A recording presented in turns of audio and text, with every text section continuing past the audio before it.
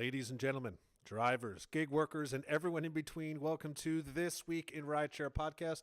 I'm your host, Jared Hoffa. It is Thursday, December 22nd, 2022. And this week, drivers fight back, a push for unions, and a broken business model. Interesting. Legal Rideshare breaks it down.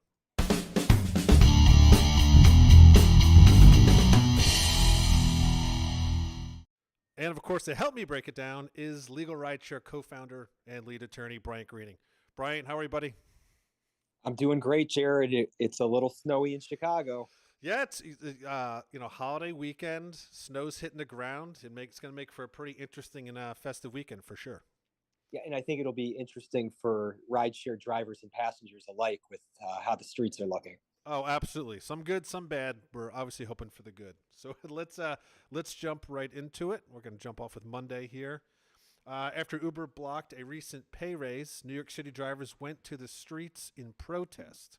ABC7 New York reported, quote, the protest comes after Uber successfully took legal action to block a scheduled pay raise and fare hike for Uber drivers in the city. So a federal judge has temporarily halted a planned 11% pay increase after Uber objected to the raise in fare hikes proposed by the Taxi and Limousine Commission. And one driver said, look, this is how I feed my kids. We want Uber to be successful, but we also want Uber to be fair and play fair. I guess I'm not shocked, Brian. I mean, it seemed like a win. We talked about this story last week. It seemed like a win. There's a pay increase for drivers in New York. They fought for it, and then Uber once again steps up and says, nope, I'm going to fight this in court. Yeah, Uber holds on to its money with clenched fists. They don't want to share it. They don't want to pay drivers what they're worth. For a decade now, we've seen the company blossom and boom to success by not paying drivers what they're worth. Like you said, this is not surprising. One thing from this article that really stood out to me was Uber making a statement saying drivers do critical work and deserve to be paid fairly, but rates should be calculated in a way that's transparent, consistent, and predictable. That's about the most hypocritical thing I've ever heard, because one of the things that we hear about from drivers all the time is how Uber's not transparent when it comes to pay. I think everyone would agree if there was some consistency, if there was some transparency, maybe states like New York wouldn't need to establish laws to set pay scales for drivers. Right.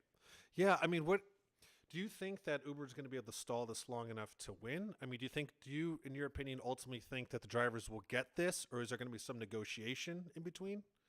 Well, certainly, I think there's room for negotiation to try to make this a quicker outcome and expedite the process a little bit. But at the end of the day, I think that governments and municipalities can decide how they want to tax and how corporations and businesses that run in their in their communities need to pay. And this goes within the general province of taxation. So I think that the if New York really wants to push this and doesn't want to compromise, I don't see any reason why it would be blocked. Right. Yeah. It's just, like you said, they hold clenched fists.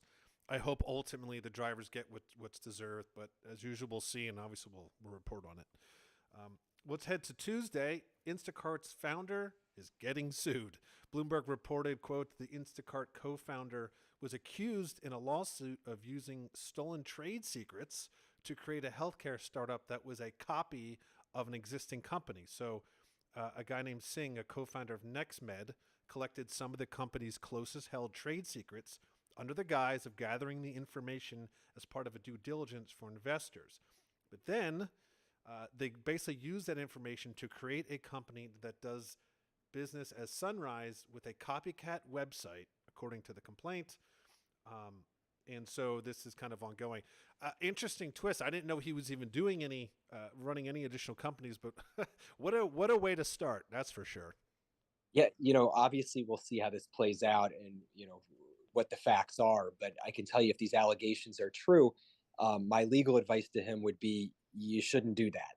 Right.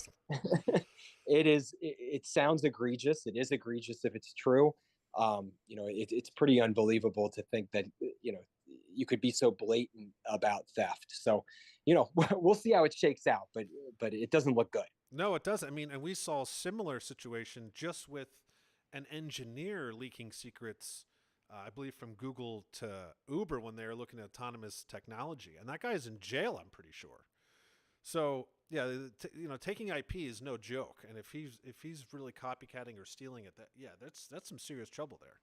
Well, and this is serious intellectual property that's worth, hundreds of millions, if not billions of dollars. So, the stakes are high, and you know, we'll see what happens to him. But certainly, Instacart could be in for some drama if one of their leaders finds himself, sued like he has been here, or worse, maybe criminal investigations come out of this. Yeah, exactly. All right, let's head over to Wednesday in Boston. So, gig workers in Boston revived a push for union rights. WBUR reported, quote, after an election cycle where ride hailing and food delivery drivers' rights were originally planned to be on the ballot, drivers for apps such as Uber and Lyft and DoorDash and Instacart joined with labor advocate allies to attempt to reinvigorate calls for a union ahead of the new session set to start in 2 weeks.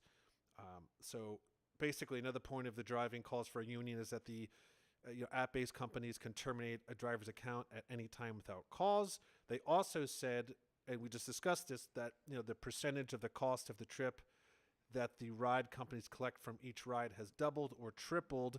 So obviously, it's taking away from the drivers. So specifically here in Boston, we're seeing drivers again pushing, trying to get union protection, saying that we're losing rates and we're getting just randomly deactivated. So it's something we're seeing all across the country, Brian.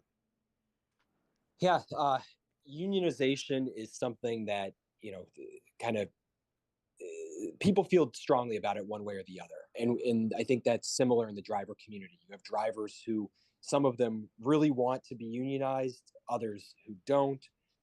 But the bottom line is, whichever side you fall on, I think that we can all agree that drivers deserve better protections.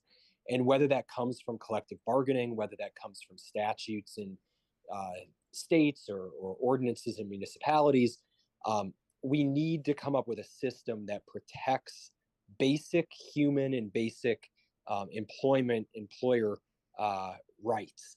So, things like deactivation. In no other forum can you be terminated for literally nothing, with no transparency, no opportunity to, for due process. There's just nothing. They can flip a switch and get rid of you when you've built your whole life around your employment relationship with the company. Um, Things like fluctuating pay rates. Uber and Lyft uh, lean heavily on the idea that these drivers are independent contractors, and therefore they're not entitled to know, specifically what they're going to make on any given day. Well, if you're an independent contractor painter, for instance, you get to set your rates, and you can decide, I'm not going to work because you've changed the rate halfway through. Like we saw in the last story, Uber and Lyft are changing rates, um, by ride, not even changing the rate each day or each month or each year. Some rates for one ride are different than rates for the other, and it's still without the predictability of the job. There needs to be better protections one way or the other. Oh yeah, absolutely. I think one thing that this does do, at least what I've seen historically, is when these drivers come together in big groups and they start pushing for unionize or being employees or having employee protections, that usually scares Uber and Lyft to at least get to the negotiating table and say, okay, we don't want to do that, but you scared us enough that we'll negotiate some sort of rights for you in your state or city. I feel like that at least is a way to get them moving in the right direction. Yeah, yeah, I think you're right. That often happens. The outcomes are usually not overly favorable to the drivers, but there are some short-term wins that they can achieve with the threat of unionization. Um, I would really like to see state and even federal legislators require certain minimum standards, and maybe that means introducing a new type of employment relationship, like somewhere in between independent contractor full-time employee. Maybe we need to redefine work in our country, but something needs to be done to modernize the labor industry with the times that we're living in. No, absolutely. Yeah, and hopefully they get what they want, or like you said, it's not always favorable, but I do hope this time the Uber, Lyft step up and try to do something. It's just where it's going. It needs to happen.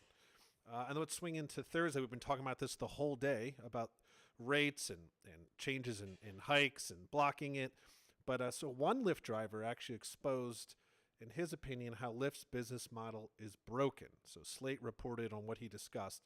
He goes into detail. So he says, quote, after I dropped her off, his passenger, the app revealed my portion of the fare, $16.52. My passenger added a generous $8.96 tip for total earnings of $25.48. That made it my most lucrative trip that week, but Lyft raked in more than that, $42.48 for that ride. So after that Saturday night trip, I started asking my passengers how much they paid and compared it with what I earned.